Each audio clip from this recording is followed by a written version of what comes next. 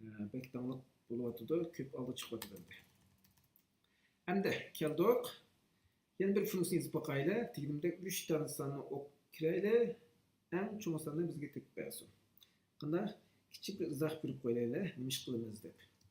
3 qilinglar, 3 sondan en cho'ngini topidu deydi. Nima ish qilamiz? Funksiya yozaylik mana. Def cho'ng yozdik. Qilinglar, cho'ng. Nima ish qilsin bu? X, Y, Z deb 3 tane son yoki biz bunu deymiz parametre deymiz. Ama şu 3 tane o'zgarg'ichi olsin. Mana qo'shib ketdi. Mana funksiya chekirdim. Nima ish qilaman? Eng cho'ng sonni topaman. Ama 3 tane son bor. Qaranglar mana. Program yozishdan burun biz bu yerda kichikina analiz qila olaylik. Qanday qaror qilamiz? X eng cho'ng bo'lish shart nima? Shart shu X Y''mi cho'ng bo'lishi kerak. X Z'mi cho'ng bo'lishi kerak. O vaqtda X'ni cho'ng deyamiz. Agar X Y'dan cho'nglab qilib, Z'dan cho'ng bo'lmasa, yana bo'lmaydi. Unda bo'lsa biz mana solishtirma qanday qilamiz? Amallarni ishlatamiz mana. If mana bir tirnoq ochay. Ichib, qaranglar X mana. Cho'ng Y'dan. Qanday qilib V yozamizda endi. V qanday yozatdik? And. Ko'rdinglarmi? Mana rang o'zgarib ketdi. Chunki Python tilidan maxsus ishlatiladi. Bu and degan so'z. X Y'dan cho'ng ve X cho'ng Z. Eğer ikisi mushu to'g'ri bo'lsa, biz nima ish qilamiz? Qaranglar mana. Qo'shib ket degan gap, mushu shartga asosan tövbendeki buyruqni ijro qilaman deb atadi. Biz oldingi soatga darslar sizlarga ko'rsatgan. Qanday solishtirish va and degan shularni ko'rsatgan. Shuna biz bu yerda qayta so'zlab o'tmaymiz. Nima ish qilaman? Unda bo'lsa eng cho'ng son topgan bo'laman. Unda bo'lsa bu ikkisi X Y'dan cho'ng, X Z'dan cho'ng, unda biz cho'ng son X. Boshqa ish qilishga hech kerak yo'q. Unda biz nima ish qilaylik? Return deyman. Return kim bo'ldi? X. Tugadi. Ammo X Y'dan cho'nglab qoldi, X Z'dan cho'ng emas. Qaranglar, and ishlatgan vaqtimda bu shartniki qolgan birisi to'g'ri bo'lmay qolsa, bu biz ma'lum buyruqni ijro qilamiz. Unda biz ikkinchi xil ahvolni biz nima ish qilamiz? Uni analiz qilamiz mana. If bo'lmay qolsa, agar yan tirnoq ochdi. Endi yana sinab boqaylik. Y ni. Y X ni cho'ng bo'lsa va Y kimdan cho'ng bo'lsa? Y Z'dan cho'ng bo'lsa, u vaqtda nima bo'ldi? Cho'ngi Y ekan. Unda biz cho'ng bo'lgani Y deymiz. Bu bo'lmadi. X Y'dan cho'ng emas, X Z'dan cho'ng emas. Demak, X eng cho'ng son emas ekan. Y cho'ng son emas ekan. Unda kim cho'ng bo'ldi unda bo'lsa? Ahmet emas, Samet emas. Unda bo'lsa kim bo'ldi? Uchinchisi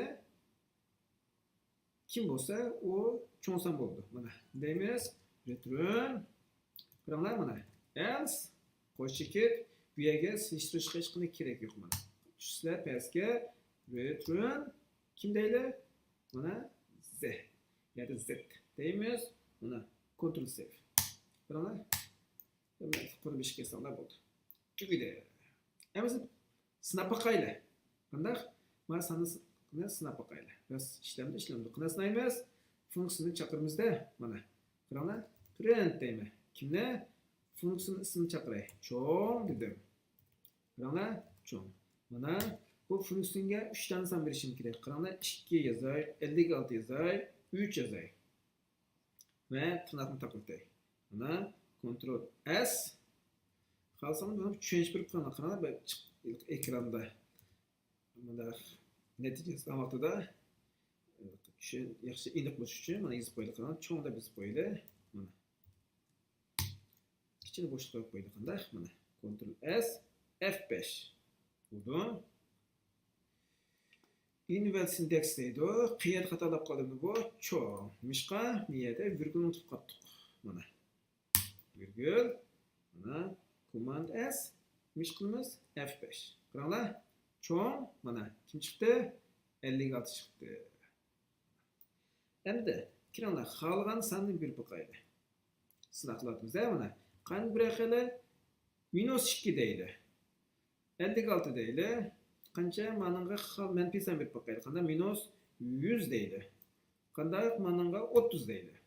En kichik san qaysi hazır? En cho'ng bo'lgani kontrol S. Sinab qilib bakaylı. To'g'rimi xatomi? 30 cho'ng turibdi. Albatta 30 cho'ng. Endi yana 2 ta mashg'ul deydi. Qanda undan keyin boshqa bosqichlarga o'tamiz. Oy, shunday keldi.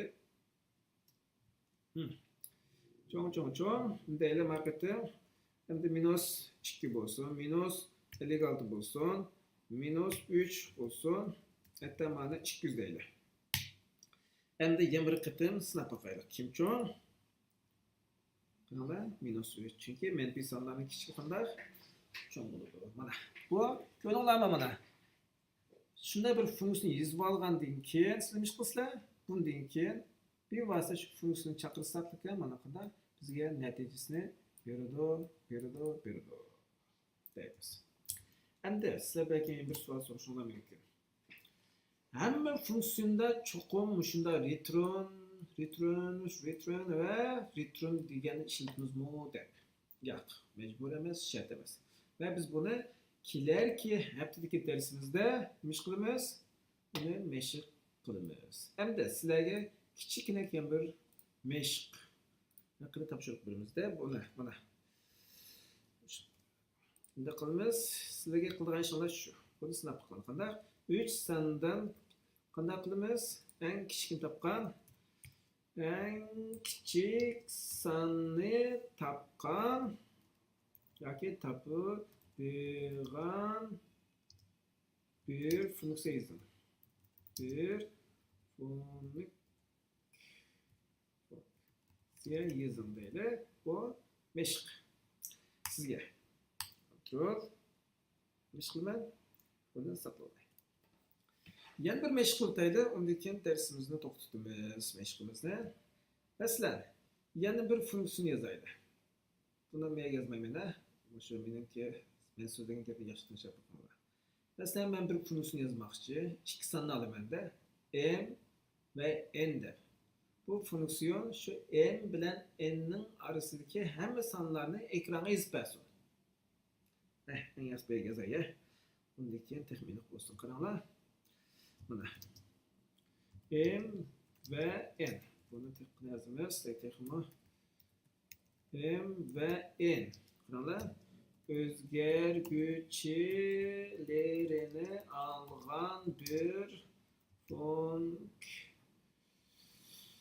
funksiya yozing. Ki bu qanday qilaman? Yana ikkinchi qurbon uchun yana bu funksiya bu 2 o'zgarguchining orasidagi barliq sonlarni yozsin. Qanday yozamiz? Command S. Yozaylik qiraq. Def deysiz mana. Def definition degan inglizcha. Qanday def mana yozaylik sonlar. Qaranglar nega o'zgardi? Chunki biz funksiya yozyapmiz. Bu nima bo'ladi? M oltken, N oltken. Tamam. Qo'shib ket. Bu nima bo'ladi? M bilan N ning orasi sonlarni yozinglar.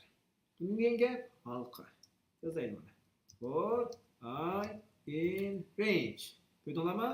Range funksiyon. Chunki rang o'zgardi. Mana bunun parametrini buniki o'zgarguchini beradi. Kimdan boshlaydi? M'dan boshlaydi. Negachilik? N'gichlik. Agar sizlar n'ni yozmoqchi bo'lsanglar, men birini qo'shib qo'ysizlar. Chunki n'ni for hal qilib bosmaydi oxirgi sonda. Qo'shiladi. Qo'shib ket. Nima ish qilay? Dedim-ku, boyaqa oldingi misolda. Return error vaqt kerak emas deb. Ba'zi men faqatlikam bu natijani o'ylashim yo'q. Sonlarni yozdirman. Shuni boshqa ish o'ylashim yo'q. Unda biz nima ish qilay mana. Qaranglar. Printda kim yozibsizmi? I. Tugadi. Control S. Tugadi. Hamisi mana chaqirib boqaylik. Qanday? Mana sinab boqaylik. Sizlar bir narsa ko'rsatmaydi. Qaranglar. Print deydi. Sanlar deydi. Demiş qilay? 1 bilan 10'ning arasındaki sanni ekranga bosqizman deyapti. Mana mana xato berdi. Mana bu ijro bo'lmaydi. Mana xato. Deb qo'yay. Ctrl S. Qaranglar. Kim? F5. İşlemesi gerek. Now. Qaranglar, bunu degan gap desanglar, natijam berilmadi. Nan degan gap, bunda ijro qilolmaysizlar. Hech qanday natija yo'q. Nima ishqa? Sanlar degan funksiyon, işte return yo'q. Return yo'q bir funksiyonni mana print bilan birlikda chaqira olmaysiz. Shunga bu xato. Bunda bo'lsa, biz buni qanday tuzitamiz? Insanlar biz mana saqlab qo'ydi. Sizlar keyin ish qilganda kerak bo'lishi mumkin. Mana buni bevosita bunday chaqirsizlar mana. Sanlardaysizlar. Qanday qiymatini berma? 1 bilan 10 ni beray. Mana command S. To'g'ri qildimmi, xatomi? Mana F5. Ko'rdinglarmi? Mana birdan boshlab 10'lik sonni yozib bo'ldik. Mana qaranglar, ma qur bilan mani cho'qim solishtiringlar. Bu yerda mana qaranglar, printning ichiga cho'ng degan yoza olasizlar. Demishqa, cho'ng degan funksiya ichida return degan narsa bor. Chunki bu funksiyon ijro qilingandan keyin sizlarga bir natijani qaytarib beradi. Ammo meyada-chu, bunda narsa yo'q. Bu bir void. Bu ma'lum bir shu buyruqni ijro qiladi, xolos. Sizga bir natijani qaytarib bermaydi. Mana yana qaytib boqaylik mana. Sanlar deydi, vaqtim kim yozay? 100 bilan qancha? 110 deb boqay. 110 ning orasidagi sonlarni yozib boqaylik. Qanday? Ctrl S yozdim, F5. Tamam? Mana bo'ldi mana. 1 bilan 10 ni 10 berdim yozdi. 100 bilan 110 ni berdi yozdi. Qaranglar mana. Ma xat yozish ehtiyoj qolmadi hozir. Mana bu nima? Funksiyonniki bizga saqlab bergan eng cho'ng qulaylikdir. Hamda menimcha bu funksiyon haqidagi mashqimiz mushunchalik bo'lsin.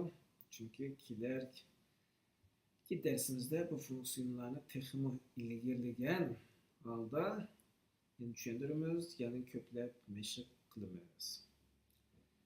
Zerikmay, ishimiz siqilmay ko'rgan bo'lsanglar va sizlarga ozroq foyda bo'lgan bo'lsa, men shuni qo'shib olaman. Shu men birinchi qatim bugun shu video ya da senda ders tayyorlab baxtim. So'zlash jarayonida ba'zan bu uyg'urcha bo'lgani uchun ba'zi gaplarni juratdim, chunki turkcha. Bu ba'zan to'g'ri tushunmayman. Buni to'g'ri tushunadi, ammo kerakli darslarda asosda texnik to'liq so'zlashga tirishaman. Bo'pti. Hammaga yaxshi o'rganinglar.